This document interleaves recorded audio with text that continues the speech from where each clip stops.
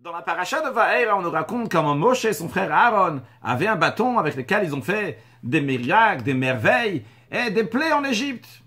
Il est écrit dans Yalkut Shimoni que ce bâton était dans les mains de Yaakov, le troisième des patriarches, dans les mains de son fils Yehuda, dans les mains de Moshe, dans les mains de Aaron, dans les mains du roi David, et de même c'est passé de roi en roi. Et le Yalkut Shimoni dit, et de même il va être dans les mains du Mashiach. Et d'ailleurs il rajoute que par cela aussi il va être rodé, il va diriger les nations du monde.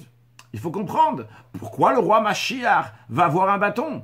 Quand c'était en Égypte, il y avait du mal dans le monde, il y avait des mauvais, il y avait besoin d'un bâton. Mais pourquoi un bâton lorsque Mashiach va venir? L'explication est la suivante. Le prophète Zechaï a dit, j'ai pris deux bâtons. Un bâton, je l'appelais Noam, qui veut dire agréable, qui est bon, qui est doux. Et un deuxième bâton, je l'appelais Chovlim, qui veut dire qui est destructeur. En d'autres mots, il existe deux sortes de bâtons. Un bâton qui est positif, et un bâton qui est négatif. Quand on dit négatif, c'est pas qu'il est totalement négatif. C'est qu'il est là pour faire du bien, mais des fois, pour faire du bien, il y a besoin de casser le mal. Eh bien, à l'époque de Moshe, à l'époque de Aaron, il y avait besoin de casser le mal de l'Égypte. Alors, il y avait besoin d'un bâton pour diriger l'Égypte, mais de manière méchante, avec un bâton, avec les plaies, etc.